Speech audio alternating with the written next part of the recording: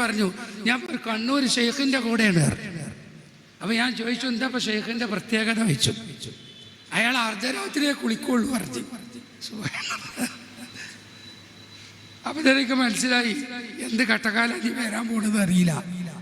അർദ്ധരാത്രിയെ കുളിക്കുള്ളൂ, വെളുക്കുണ്ടാവില്ല, ടോർച്ചൊന്നും പറ്റൂല, മെഴുകുതിരി കത്തിച്ചിട്ട്, അതും പോയിട്ടേ കുളിക്കുള്ളൂ. എന്നിട്ടോ സാധാരണ എല്ലാവരും മുങ്ങിനോടത്തല്ല മുങ്ങുക, കാടും പൊന്തിയൊക്കെ നിറഞ്ഞോടത്ത മുങ്ങുക, മെഴുകുതിരിയാണേനും. എന്നിട്ട് മൂപ്പര് ഒറ്റയ്ക്ക്, മൂപ്പര് കൂടെ ആരും മുങ്ങാൻ പാടില്ല.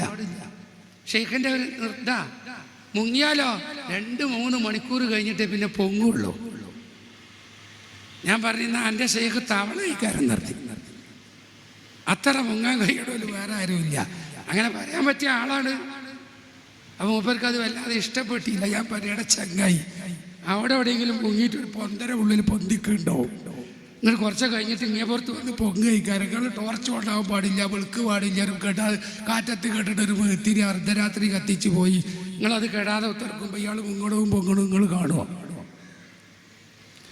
ഒരു 6 മാസം കഴിഞ്ഞപ്പോൾ എന്നോട് പറഞ്ഞു, ഞാൻ എന്തോ ഒഴിവായിക്കണ്ടായിരുന്നു. എന്ത് ചോദിച്ചു? നിങ്ങൾ വെറുതെ തരാം 1.5 ഉള്ളിൽ പൊന്തിക്കുക, നിങ്ങൾ കണ്ടുപിടിച്ച് ചേർത്ത്. അപ്പോൾ അതിൻ്റെ പെടാൻ പോണ ഇതാണ് അവസ്ഥ.